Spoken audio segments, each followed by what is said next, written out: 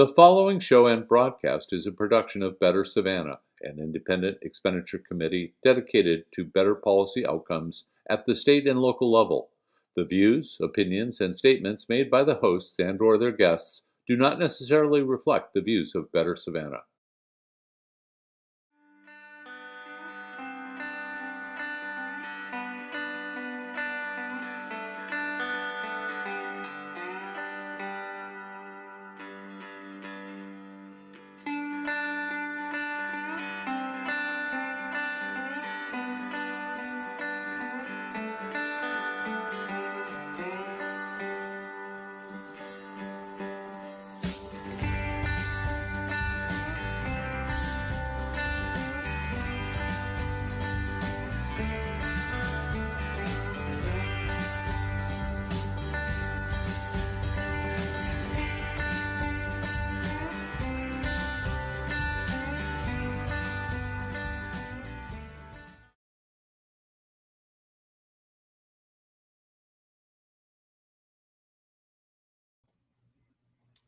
Ladies and gentlemen, thank you for joining us this evening to kick things off and introduce our speaker tonight to give a response to the State of the City address is none other than Alderwoman at Large for post to Alderwoman Alicia Miller Blakely.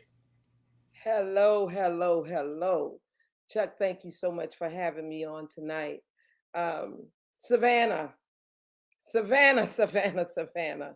I need y'all to share this. Share.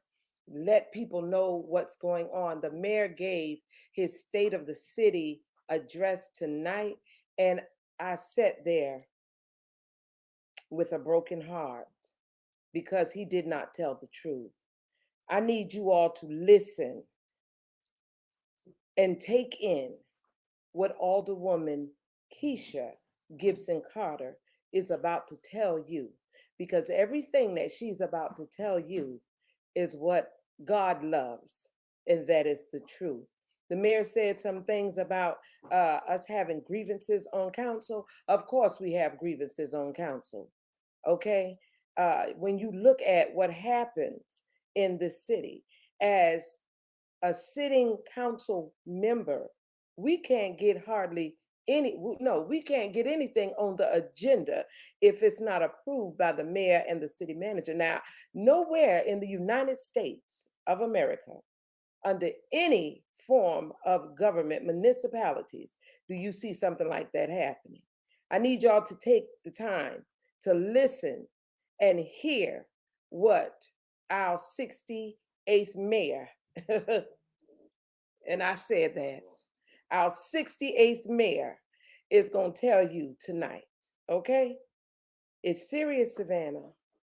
It's serious. You know, I tell people all the time, they want us to sit up on that dais and be beautiful and be prim and proper. Well, when Jesus Christ went in the temple and turned it over because of all the corruption, guess what?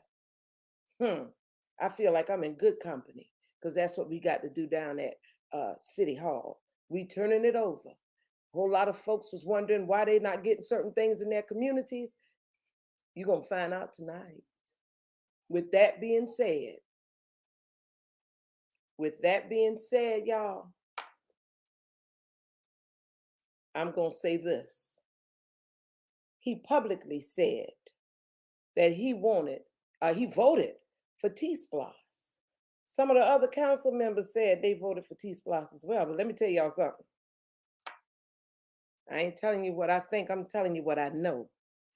If we pass, who in their right mind wants to put a tax, I don't care if it's a penny, on citizens coming out of a pandemic? That is nothing more than a tax for certain individuals to make their pockets fatter. Okay? Trust and believe. Vote no. He vehemently said he voted for T-Splosh and gave the reason why he voted for T-Splosh. Because they're going to get the roads fixed in the Highlands, and they're going to get the roads fixed in certain areas of the city. Well, guess what, y'all? That's what Splosh is for. Okay? I'm gonna digress right now, because I'm gonna let our 68th mayor tell y'all exactly what needs to be said in her so eloquent way I'm telling you. All right. Now she nice, but I'm rough. Deal with it. Because we are doing it for you, John Q. Public. All right. Here she is, y'all. Love y'all. God bless you. Peace out. Share this now.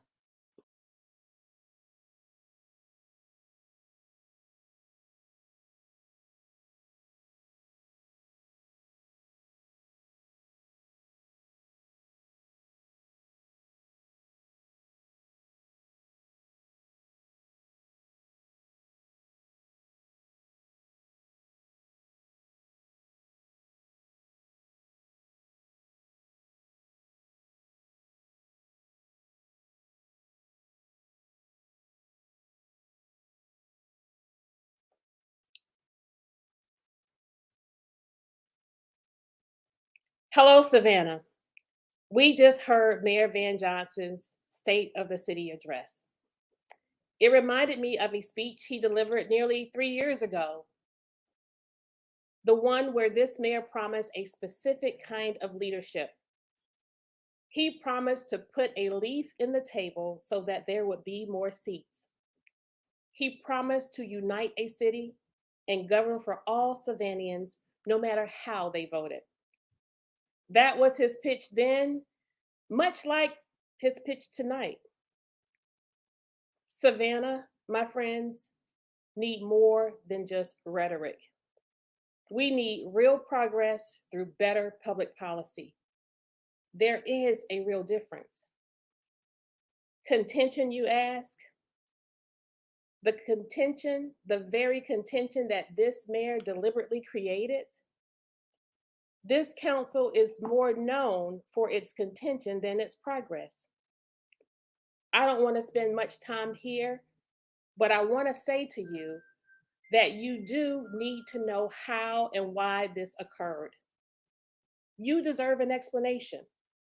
Unfortunately, this council's majority has not delivered the progress you elected them to deliver.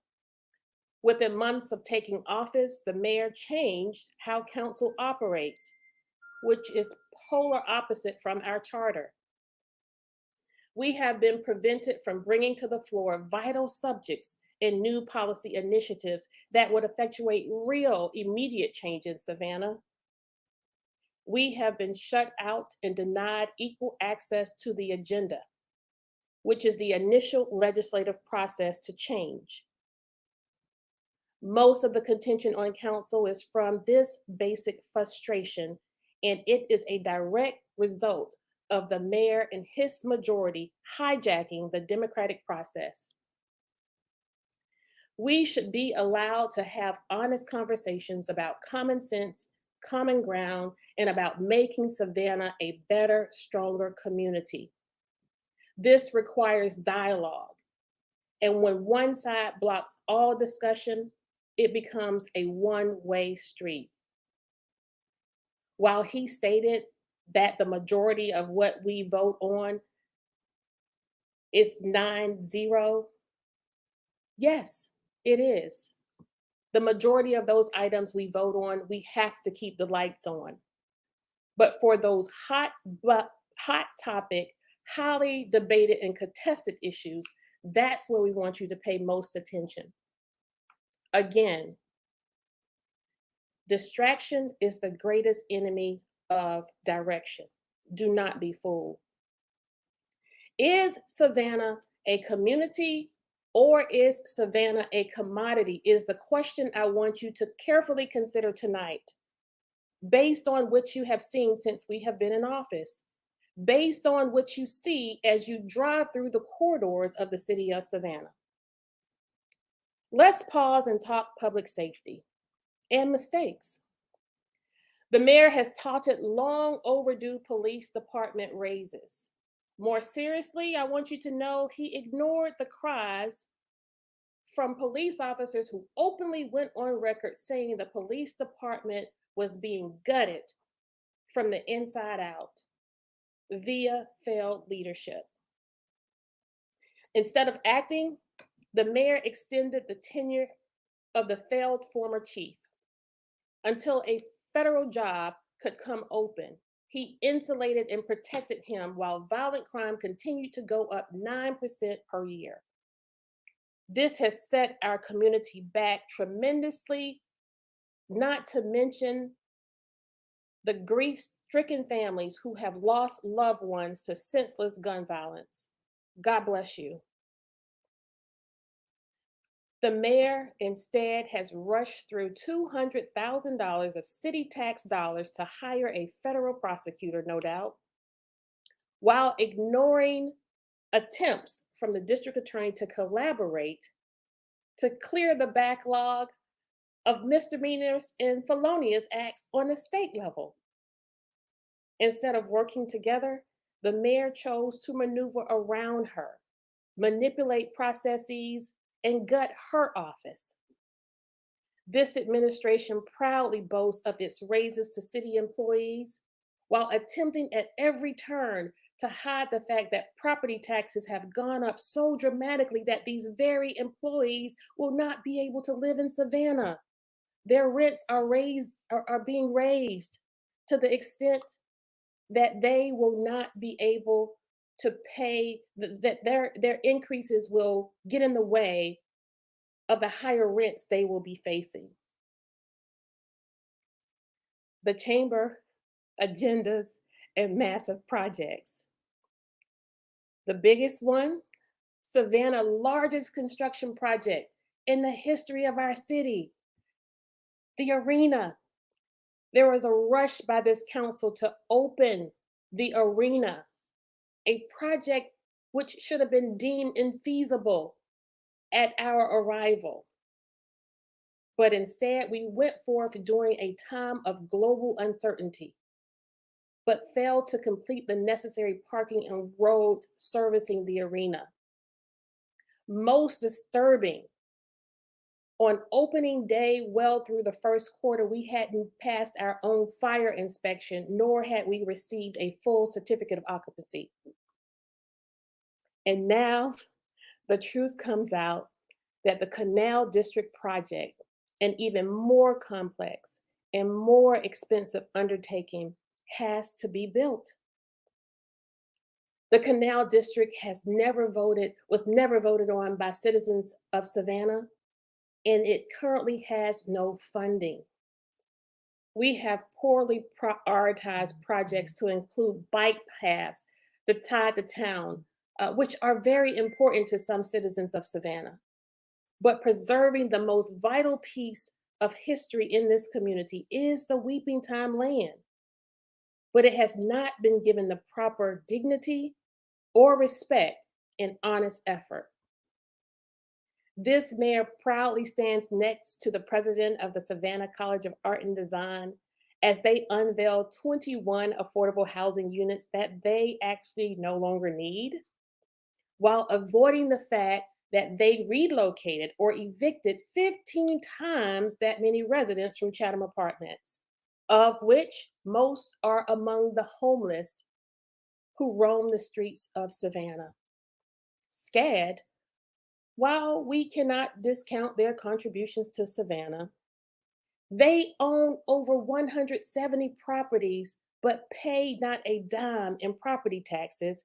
And as we routinely hear the mayor say, we're having courageous conversations around pilot fees, those payment in lieu of taxes that many universities throughout the United States contribute to their cities.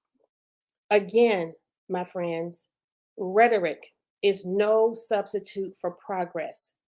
If SCAD were its own municipality, I submit to you, they would be the 4th largest in Chatham County. And they have no plans to stop growing. Have you seen the 13-story building at the end of River Street? It is long past time for SCAD to come to an agreement for payment in lieu of taxes. We do not seek to be punitive. We do not seek to put out lofty mandates, but what we do want is this entity to pay their fair share so that we are defraying the costs of city services they are increasingly using with the increase to their student population. Affordable housing, housing that is affordable, income-based housing. Despite record investments in affordable housing from voter-approved SPLOST from the 2019 referendum, this mayor has been a day late and a dollar short. A day late and a dollar short for the residents who were cleared out of Clearview, the residents who were bounced out of Bayview, and the residents who were cheated out of Chatham Apartments. Recently, this mayor was feeling himself when they thought a major accomplishment was clearing out the locked up area under the Truman Parkway, the very area where this administration contributed to the influx of homeless individuals and encouraged citizens of Savannah to go down and take food and clothes and toiletries. This administration, because of the interest of big developers over at the Eastern Wharf, because that corridor has been coveted by the interest of big developers, we cleared out Savannah's largest homeless campment. Did it need to be cleared out? Yes. Did it need to be cleared out when we entered into office 2.5 years ago? Yes. But it was cleared out just in time for the mass development that's taking place in that area where no citizens of Savannah will be able to live there. They say they were able to put multiple homeless families in shelters and relocate them. But we know, in fact, that many people, the mentally ill, the physically challenged, and people struggling with substance abuse issues were put in handcuffs on outstanding charges. Shame on us, Savannah. Another failure to get our neighbors to pay their fair share is a lack of the passage of impact fees. These are fees that go along with the development of new construction to include houses, businesses, manufacturing companies. These fees help to establish services like police, fire, infrastructure. But just last week, this mayor stated that an area like the Highlands, he would prefer to exempt all housing from impact fees, with the average new construction home selling well into $300,000. The need to keep affordable housing does not apply to the vast majority of development. We can do better, Savannah. We can work strategic exemptions into the impact fee ordinance if we had political will. But this mayor would rather play favorites to ensure all development pays its fair share. More taxes, T-SPLOS, the Transportation Special Purpose Local Option Sales Tax. Ladies and gentlemen, boys and girls, our credibility is declining.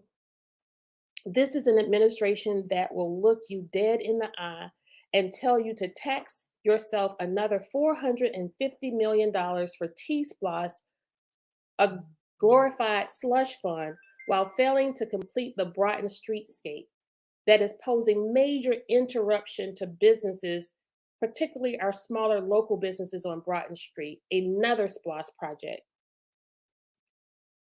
More task forces, tourism, and more delays.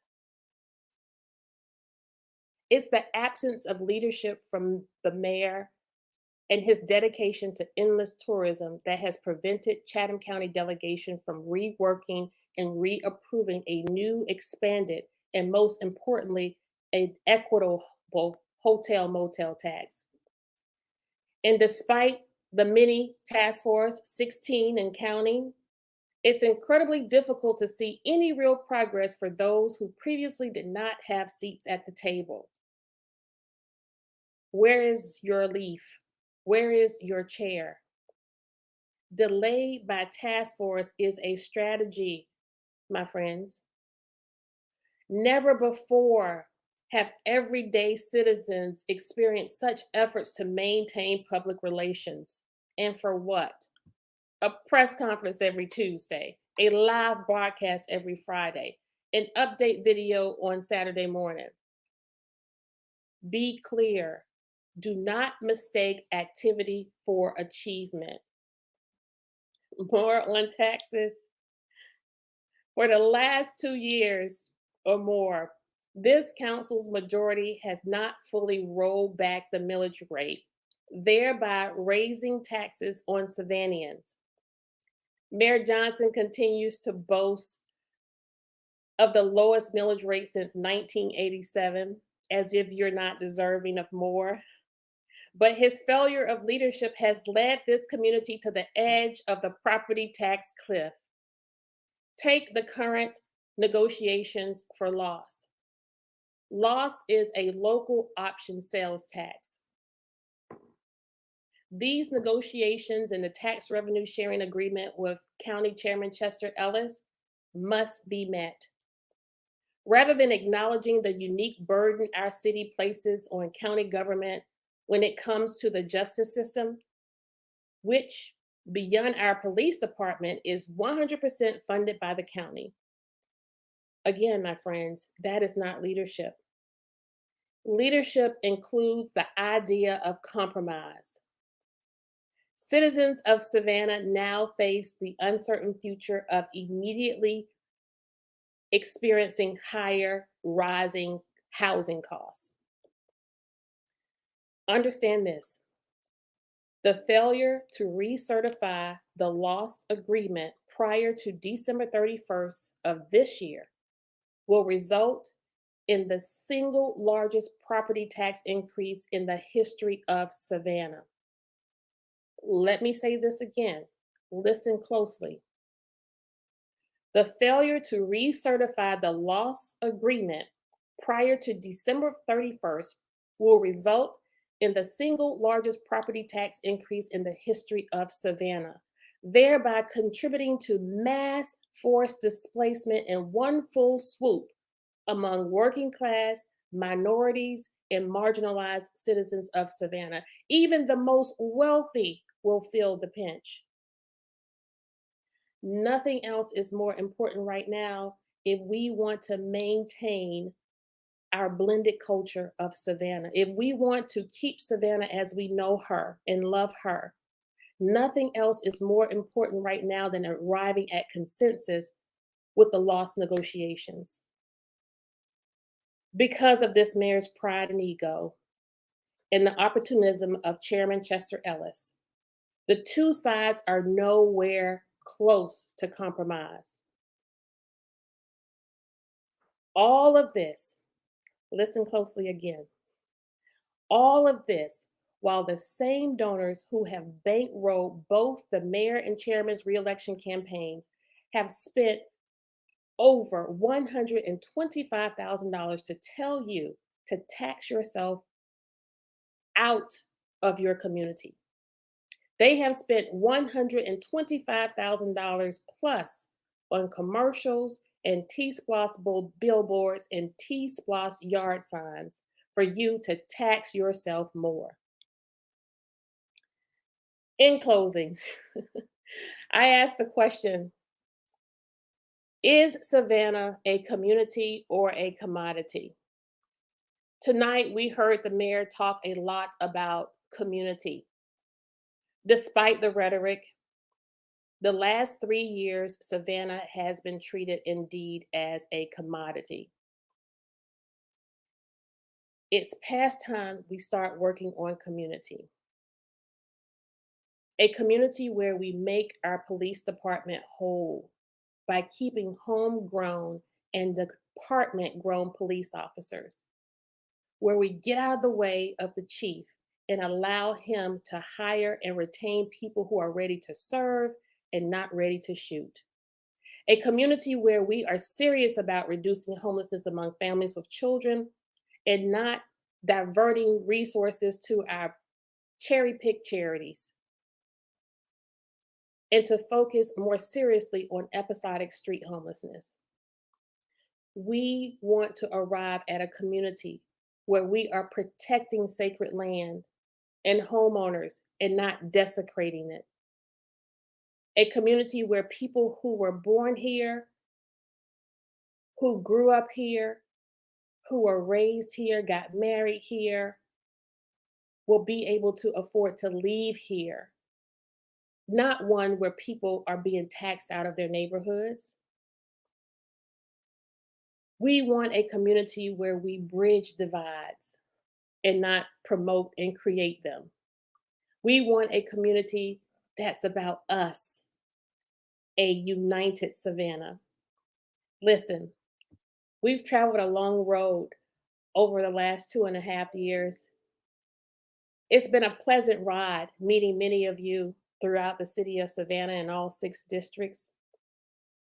While bumpy sometimes, I want you to know that we are continuing to stay the course, and we will continue to do what we said we were going to do in 2019.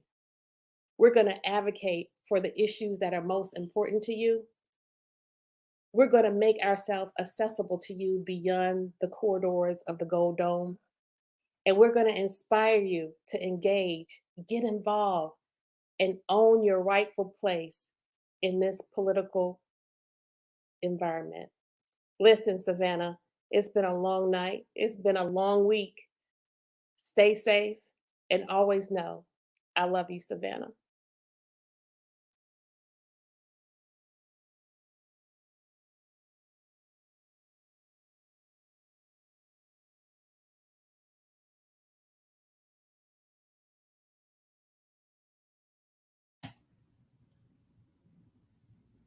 All right, we're going to give Alderwoman at Large for Post 1, Kesha Gibson-Carter, just a moment here to take a quick breath and drink a glass of water or whatnot. And if you got any questions for us, throw them in the comments. There's a few media people that have popped in and out that I know want to get some questions in.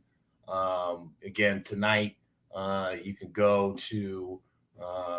I do feel a little bad. The internet wasn't working all the way in the Cultural Arts Center, so I know that the video is broken up, but you can access, I think, on WTOC's website, the full speech from Mayor Van Johnson, his State of the City speech, and then again, you'll be able to access this live. So if you have questions and you're watching, feel free to throw them in the chat, and I will make sure to get them in.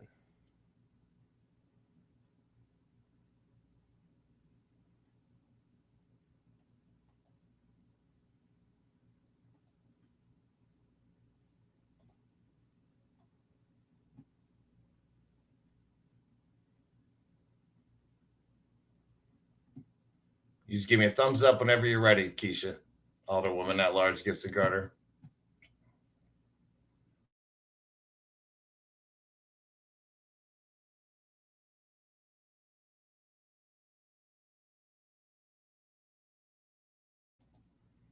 Do I have the right one in here, Jeremy?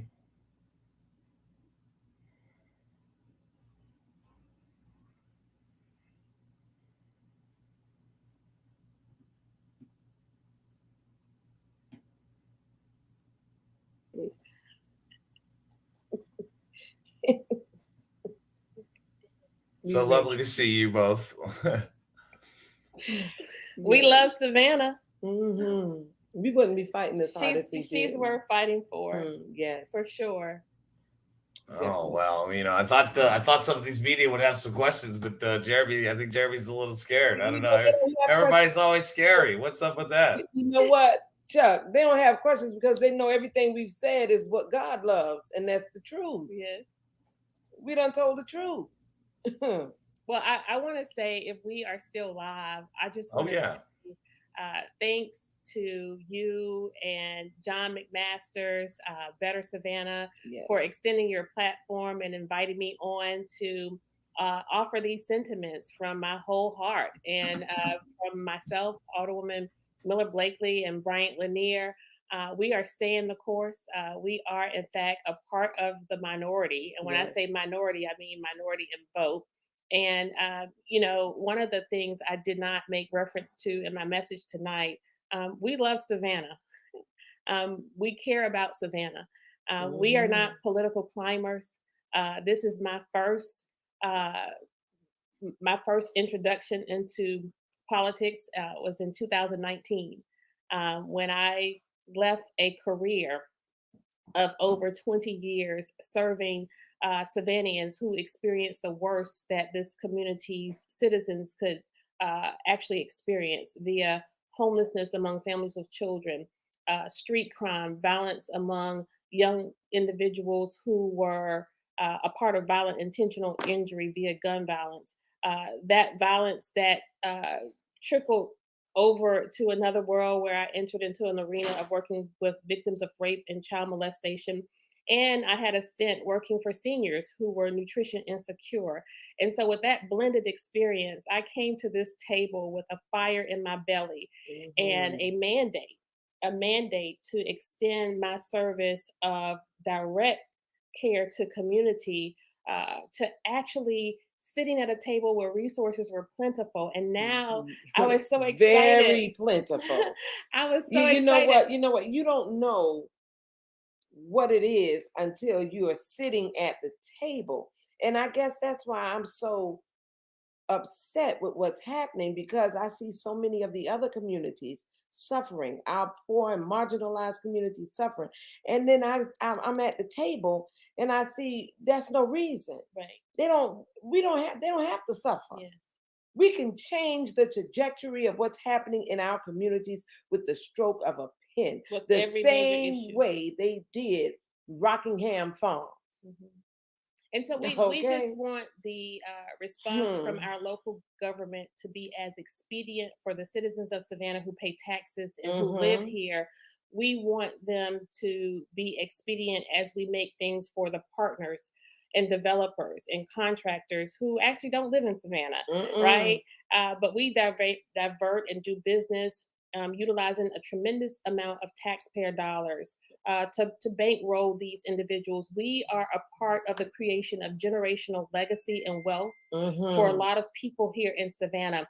And so we understand that our arrival denoted an interruption to over $1 billion of business, right. and that's actually off the books. That's And right. so what we are doing, it appears as if we are simply agitators and we are disruptors to the system, That's when in not effect, true. we are peeling the scales, folding the covers back, and scraping the scales off. We're chipping away at it. Yes, and we're little by informing little. and educating people. And folks can say many things, but one of the things that they can say mostly is that never in the history of local government has Savannahans been more engaged, more Than knowledgeable, now. and more plugged in than now. And we hope that that is translating to inspiration for individuals to take their rightful place in government.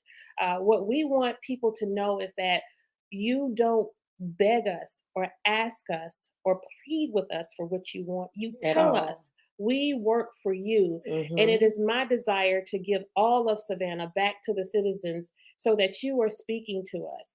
That's why we spend so much time in our communities. We spend so much time at the grassroots level. And surely we didn't decide to give up when we were locked out of that legislative process. When the mayor and his majority voted to change the rules of council to where we actually needed a majority to have an item introduced. You know what? Nowhere in America, in any municipality, does this exist? Does that exist? Yeah. Except for Savannah, Georgia. And that's by design.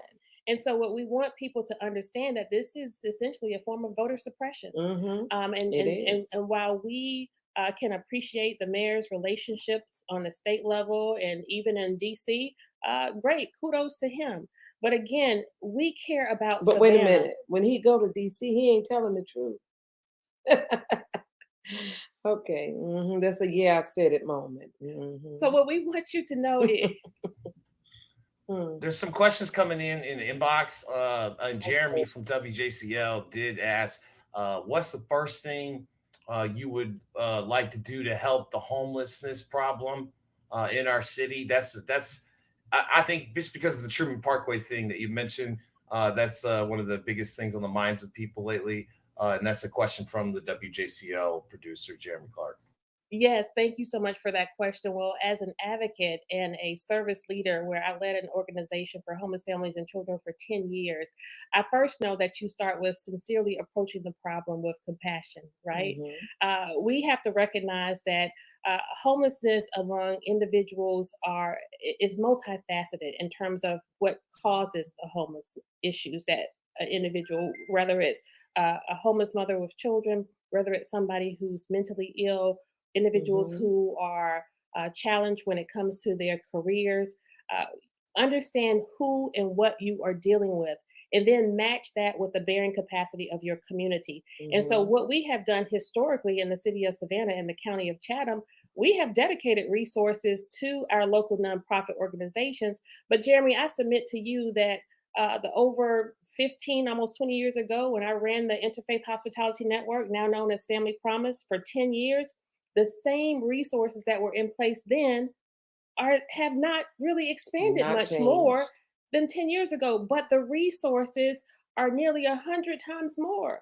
And if we are infusing these local nonprofit organizations with millions of dollars at a time via our federal government subsidies and bailouts, we have to make sure that we are holding them accountable.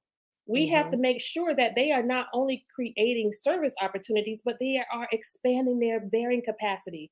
A response to homelessness is not putting a family in a hotel for 30 or 45 days. A response to homelessness with the resources we have received from the federal government is about thinking outside the box, coming up with new ideas and best practices and borrow ideas from other communities who have done it right. And so I submit to you that we have not done it right here in Savannah. And so the first thing I would do is to pool together the resources of all of our local organizations, identify and learn where we have holes and shortfalls. We know that across the state of Georgia, we have huge deficits and issues when it comes to mental health outreach. That's a big part of our problem here in Savannah.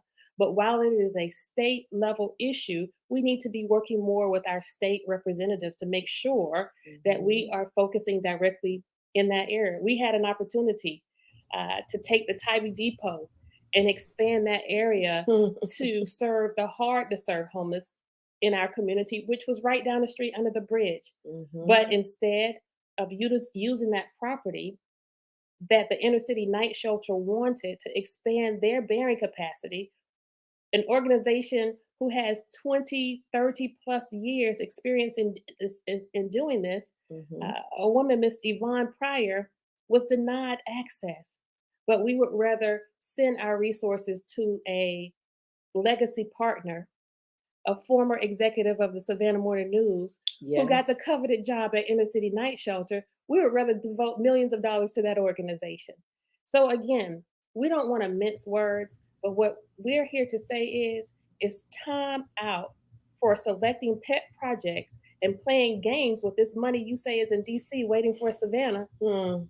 Last question. When it comes from DC, we want to make sure that it's going to support the citizens of Savannah and not in the pockets of our friends. That's right. All right, we know it's getting late, y'all. We appreciate everybody jumping on. Last question, and this mayor. I'm not going to tell you who kind of inspired this prompt in my inbox just now, but maybe later. But this mayor has, often described the process of being mayor as a gamer, and this person wants you to explain how your personal feelings towards any political leader, does not really have the bearing on the policy outcome. We might have grown up with them, we might have gone to church with them, or went to high school with them. But if they're not doing, the things that they were elected to do, how do you explain to the voters that they're not in their interest just because you know them very well or grew up with them, I don't quite understand the question, but what I can say to you, for me, there are no interpersonal or personal issues that would preclude me from serving the citizens of Savannah. And where gaming is concerned, all I have to say is that as the 68th mayor of the city of Savannah, the game will be over. you don't play games with the lives Not of at all. Savannahans. You don't play games when we are eclipsing the number of homicide and street violence more than on any other administration's watch. You do not play games when we have homeless people 4 or 5 at a time on the corners of the city of Savannah. You do not play games when this city is on the brink of facing the largest act of forced displacement the city has ever changed, thereby changing the culturally rich community that we love. And so, what we want you all to understand that the media has done a marvelous job of marring this council. And admittedly, has there been contributors to what they report on? Yes. But has their reporting been fair, balanced, and impartial? No. And so if you look at the backstory behind every story, and I think I am possibly the most reported on council person in this region, if not the state, with the level of reporting negatively that is reflective of my person and my service, you would think that I committed one of the 3 major acts that generally sink a politician.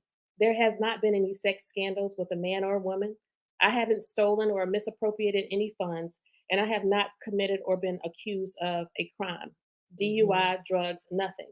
But if you were to Google me, and if you were to look at the salacious, non-journalistic stories that these people have conjured up, and I understand that it's mostly the editors and not the journalists, you would think that I committed all acts all at the same time. And that's okay. We're here not for that, but if it takes that, and if I have to go through that to get to the other side, we'll consider it dress rehearsal. And in November of 2023, we'll be ready. Yes. But, I have to comment on this. When you say the mayor is a gamer, y'all, let me tell you this. That's why Savannah is in the condition that it's in, because they have been, past politicians have been playing games for 18 with years. People's lives. They have been gaslighting, shucking and jiving, stepping and fetching, hoodwinking and bamboozling the citizens of Savannah. Okay, we are the ones that's bringing light to what's really going on in this city. And they don't like it. The powers that be in the masses, they don't like it. But guess what? Like you say, I ain't gonna shut up. I ain't gonna give up. And I'm not gonna let up. And you ain't gonna let up. P2. Now, I got you. P1. It's done. Yes. Great job tonight. Good night, everybody. Good night, y'all. I love you, woman. I love you more, girl. Vote no on the T-Splosh. That's No right. T-Splosh. No T-Splosh. None. Have a good night, Savannah. All right.